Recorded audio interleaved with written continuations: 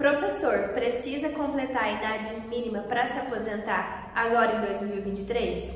Bom, pessoal, que os professores têm regras diferenciadas para a aposentadoria, todos nós já sabemos. Mas e com a reforma da Previdência? Como que ficaram as regras para este tipo de segurado? Bom, se você quer saber tudo sobre a aposentadoria do professor agora em 2023, assiste o vídeo até o final que eu posso tirar todas as suas dúvidas. Meu nome é Mariane Serrano e eu sou advogada especialista em Direito Previdenciário. Então vamos lá, galera! Mas antes de começar esse vídeo, se você é novo por aqui, já se inscreve aqui no canal, já ativa o sininho de notificação para não perder nenhum vídeo. Nós temos vídeos toda segunda-feira, sempre às 11h30 da manhã, então não percam. Mas falando então da aposentadoria do professor, nós sabemos que essa categoria tem requisitos diferenciados para conseguir se aposentar. Isso porque, desde que comprovado o efetivo exercício como professor, ele vai conseguir se aposentar com menos idade ou mesmo completando menos tempo de contribuição. Mas já no início desse vídeo, eu gostaria de explicar para vocês que eu vou tratar das regras apenas para os professores que exercem a atividade na rede privada de ensino ou que se exerçam na atividade pública não sejam efetivos, ou se efetivos, que naquele órgão público que ela está vinculada não exista um regime próprio de previdência. Então, no vídeo de hoje, eu vou tratar das regras das aposentadorias do professor, mas apenas para os que estão vinculados ao regime geral de previdência social, ao INSS. E a primeira grande pergunta que surge quando nós tratamos das aposentadorias dos professores é se ela pode ser um tipo de aposentadoria especial. E não, pessoal, isso porque hoje no INSS a aposentadoria especial é concedida para aqueles trabalhadores que exercem uma atividade que vai trazer riscos à sua saúde, seja por conta da periculosidade ou da insalubridade ou mesmo risco de vida. Então, a aposentadoria do professor tem regras diferenciadas, mas ela não é considerada uma aposentadoria especial. Um outro ponto importante para já falar no começo desse vídeo é sobre quais professores podem se aproveitar dessas regras mais benéficas. Será que são todos?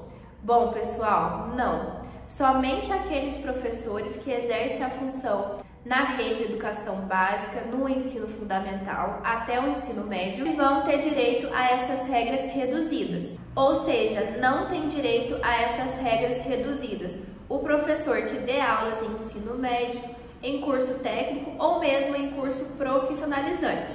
E como era a aposentadoria antes da emenda constitucional, pessoal? Então, antes da reforma, que foi em 3 de novembro de 2019, caso o professor fosse se aposentar, ele precisaria apenas comprovar o tempo de efetivo exercício como professor, sendo que a mulher teria que ter 25 anos de tempo de contribuição e o homem 30 anos de tempo de contribuição, sem qualquer idade mínima. E aqui, pessoal, eu já vou deixar um grande pulo do gato. Então, se você, professor, professora, já trabalhava antes de 3 de novembro de 2019 e completou o tempo de contribuição necessário antes dessa data, mas não solicitou o benefício, você ainda pode se aposentar pelas regras antigas. Tudo isso por conta do direito adquirido. E é muito importante ficar atento a essa questão, porque não só as regras são diferenciadas, mas também a forma de cálculo do benefício. Eu vou explicar isso para vocês no final desse vídeo. Agora, para quem começou a trabalhar depois de 3 de novembro de 2019, é sim necessário completar uma idade mínima para conseguir se aposentar. Então, no caso da professora, ela vai ter que ter 57 anos de idade e 25 anos de tempo de contribuição, e do professor, ele vai ter que ter 60 anos de idade e 30 anos de tempo de contribuição como professor. Lembrando, pessoal, que essa idade mínima é só para quem então começou a trabalhar depois de 3 de novembro de 2019. E mesmo assim, já tem uma redução na idade. Então, pessoal, o professor e a professora continuou tendo requisitos diferenciados para conseguir se aposentar, com a diferença de que foi acrescentada uma idade mínima. Mas aí você me pergunta, doutora, eu já trabalhava antes de 3 de novembro de 2019, mas eu não completei o tempo mínimo necessário. Eu já vou cair nessa regra nova, eu vou ter que completar uma idade mínima para conseguir me aposentar? Calma, pessoal, não necessariamente. Isso porque foram criadas 3 regras de transição para os professores que já exerciam essa atividade antes de 3 de novembro de 2019. Então, já pega um papel e uma caneta e anota aí quais são essas regras. A primeira regra de transição que pode ser aplicada nos casos dos professores e das professoras é a regra de transição dos pontos. Então, para conseguir se aposentar, a mulher professora vai ter que ter 85 pontos. No mínimo 25 anos de tempo de contribuição, que já era o mínimo exigido antes da reforma. Esses pontos, como eles são calculados? Eles são a soma do tempo de contribuição e da idade dessa pessoa. Então, não necessariamente essa professora, esse professor vai ter que ter uma idade mínima, mas ele vai ter que ter o tempo de contribuição mínimo, que é de 25 anos para a professora e de 30 anos para o professor. E somando esse tempo com a idade, ele vai ter que completar essa pontuação. A segunda regra de transição que nós temos é a regra do pedágio de 100%.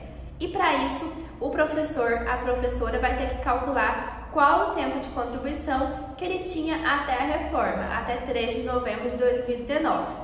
Então, além de completar uma idade mínima, que para a mulher é 52 anos de idade e para o homem é 55 anos de idade, eles vão ter que pegar esse período que faltava para completar 25 anos de tempo de contribuição, no caso da mulher, e 30 anos de tempo de contribuição, no caso do homem, e acrescentar um pedágio de 100% sobre esse período. Por fim, a última regra de transição que pode ser aplicada nos casos dos professores é a regra de transição da aposentadoria com idade mínima. Nesse caso, para o ano de 2023, a mulher vai ter que completar 53 anos de idade e 25 anos de tempo de contribuição, que já era o mínimo antes da reforma, e o homem vai ter que ter 58 anos de idade e 30 anos de tempo de contribuição.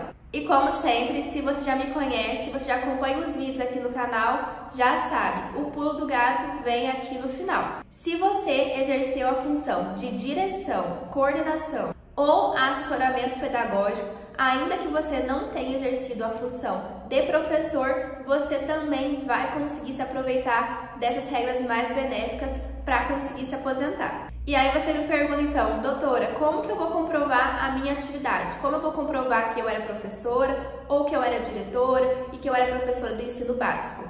Pega um papel e uma caneta também e já vai anotando aí quais são os documentos que você vai precisar. Então, além da carteira de trabalho, você consegue comprovar a função que você exercia através do seu contrato de trabalho, da folha de ponto, da rescisão contratual, ou então, se você exercia essas funções no âmbito do serviço público, a certidão de tempo de contribuição ou mesmo a declaração de tempo de contribuição também vai te ajudar a comprovar essa atividade. Além, é claro, do seu olerite, dos seus extratos financeiros que vão comprovar a função, o cargo que você exercia. Por fim, pessoal, por que é importante ficar atento às regras de transição que podem ser aplicadas ao caso do professor e da professora?